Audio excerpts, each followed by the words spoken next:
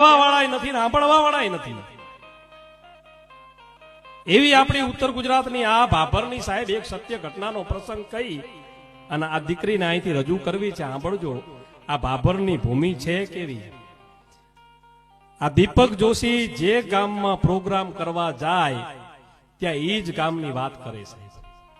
ક્યાંય કોઈ વસ્તુ રેડીમેડ નહીં, કોઈ તૈયારી નહીં. જે ગામમાં જઈએ એ ગામની ખુમારીની ખાનદાનીની શૌર્યતાની વાત કરવાની સાહેબ. એવી આ ભાભરની ભૂમિ હાજનું ટાણું આજથી 2 વર્ષ પહેલાની ઘટના સાહેબ. ઉડ્યા ફુવારા રંગ યદક્યા પ્રકૃતિ રમવા ચડી, પૈવંત સુરભી વળી પાછી ઉડી રજી અંબર ચડી. અરે પાલવ સંકોરી ઉભી ગોરી મંદ મુખ મલકાવતી, મહારાજ દિનકર મેર હેઠા આમ સંધ્યા આવતી. એવું સંધ્યાનું ટાણું છે. અને ભાભરનો એક રાજપૂત, એક દરબારનો દીકરો યુદ્ધમાં જવા માટે તૈયારી કરી રહ્યો છે. બખ્તર પહેરી રહ્યો છે, ભાલા તલવાર એક પછી એક જેને કહેવાય હથિયાર લઈ અને યુદ્ધમાં સજવાની તૈયારી કરી રહ્યો છે. બરાબર ઘોડલાની માથે સવાર થઈને આમ જ્યાં પોતાની ડેલીની બહાર નીકળવા જાય ત્યાં એના પત્ની આવી અને ઘોડાની લગામ પકડી અને ઉભા રાખ્યા છે. થોભી જાઓ રાઠોડ, થોભી જાઓ કે રાજપૂતાણી મારી માંડવે પોખાવાની, યુદ્ધના માંડવે પોખાવાની વેળા વહી જશે. હો હે, મને યુદ્ધમાં જવા માટેની રજા આપો. તમે રાજપૂતાણી છો અને રાજપૂતાણી તો એમ કે કંથા રણ મેં જાય કે મત ઢૂંઢે કોઈ સાથ, તારા સંગાથે 3 જણા તારું હૈયું કટારીને હાથ. અરે કંથા રણ મેં જાય કે તારી જોડી આવે ધબકતી, એમાં મરદો કેરી મજા. હે, કંથા રણ મેં જાય કે ભાગીને આયો શેણ તો થારી બાહી ન ગ્રહીસા. પછી તું ભા ને હું બેન રાજપૂતાણી તો આવું કે, અને તમે મને યુદ્ધમાં જવા માટે રોકી રહ્યા છો. તમને ખબર છે કાલરીની માથે અહમદ શાહે હુમલો કર્યો છે. જ્યારે જ્યારે આ ભાભરને જરૂર પડી છે ત્યારે ત્યારે કાલરીના સોલંકીઓ આવી અને આપણી મદદે ઉભા રહ્યા છે. અને આજ ઈ કાલરીની માથે સંકટ આવી પડ્યું છે. અહમદ શાહ છે ઈ કાલરીની માથે ચડીને આવ્યો છે અને મને કેણ મોકલાવ્યું અને આજ મારે કાલરીની મદદે જવું પડે છે. અને ત્યારે રાજપૂતાણી કહે છે કે દરબાર યુદ્ધમાં જવાની ના નથી પાડતી, પણ દીકરીને તેડવા માટે મહેમાન આવ્યા છે. હે, દીકરીનું આણું વળાવવાનું છે, 4 ઘડી રોકાઈ જાઓ. હે, દીકરીના આહુડા ઉપર જાશો ને તો તમને ક્યાંય વિજય નહીં મળે. હે, દીકરીનો પ્રસંગ છે, આટલું ટાણું હાથવી લો. ઘરે મહેમાન આવ્યા છે, દીકરીને કાલ સવારે વળાવી અને તમારે યુદ્ધમાં જાજો, કોઈ તમને નહીં રોકે. એ રાજપૂતાણી ની જીદ કહો તો જીદ, દીકરીની મમતા કહો તો મમતા. પણ એક રાત એ હાથીજી રાઠોડ રાત રોકાઈ ગયા અને હવારના પોરમાં એ બાપે દીકરીને વિદાય આપી, રહરા આહુડે વિદાય આપી છે.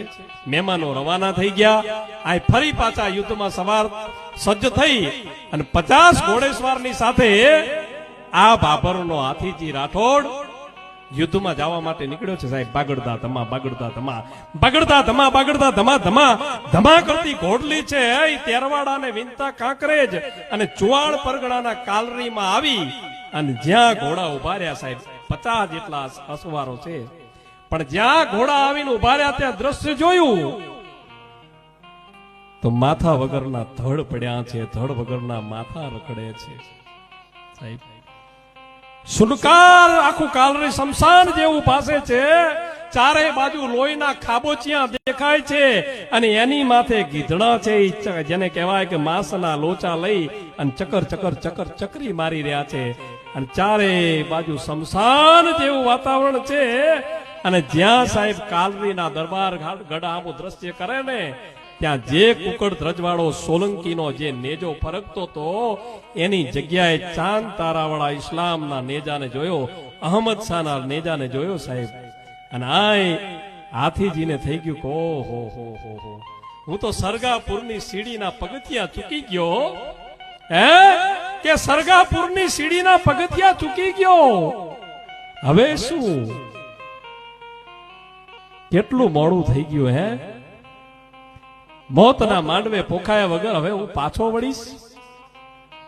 અને ત્યાં એ બધાય બળદાને ભેળા કરી અને હાથીજી રાઠોડે કાલરીના એ વીરવજ વજેરાજજી સારંગદેવ એ રાજપૂતો જે છે કાલરીના, જેમને અહમદ શાહની સામે કમશાણ જેને કહેવાય યુદ્ધ માંડ્યું હતું, આખું ગુજરાત છે જેને નમતું હતું, પણ કાલરીનો ધણી છે ઈ એમ કે છે કે અમે જો અહમદ શાહના લીલા નેજાની સામે ઝૂકી જઈએ ને તો અમારો પૂર્વજ સિદ્ધરાજ જયસિંહની કીર્તિ લાજે. અમારા પૂર્વજ સિદ્ધરાજ જયસિંહની કીર્તિ લાજે, અમારાથી ઝુકાય નહીં. અને એ વટ વચન માટે થઈ અને કાલરીના રાજપૂતો ત્યાં ખપી ગયા હતા. અને આ બધાયના મળદાને ભેળા કરી અને ભાભરનો હાથીજી રાઠોડી બધાયના અગ્નિ સંસ્કાર કરે છે. અગ્નિ સંસ્કાર કરી અને વિલા મુઢે એ ખોડલાને લઈ અને 50 અહવારોની હારે એ ભાભરમાં પાછા ફરે છે.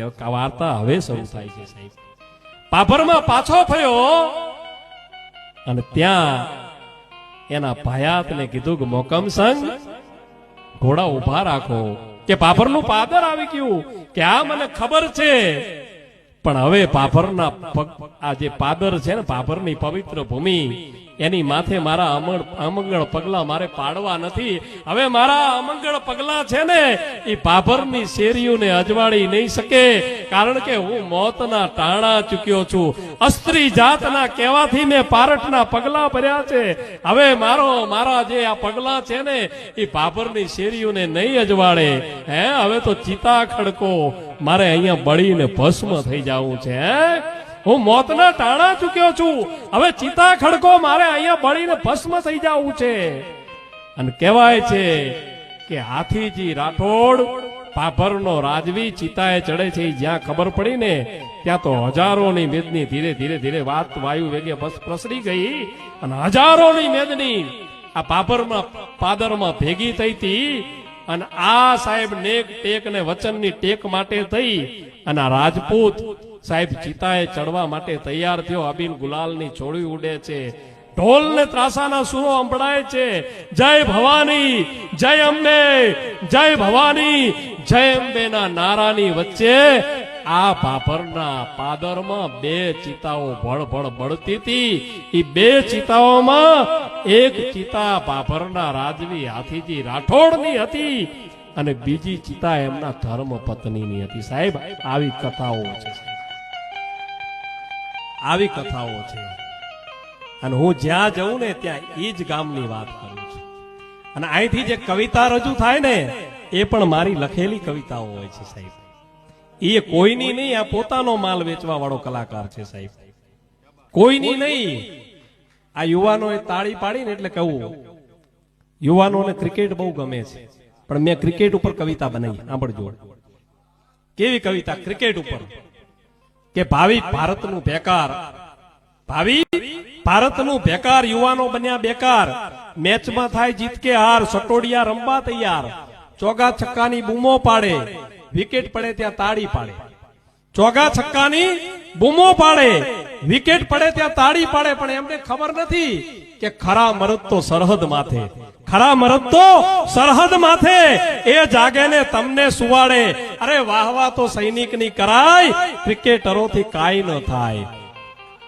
ચોગા છક્કાની બૂમો પાડે, વિકેટ પડે ત્યાં તાળી પાડે.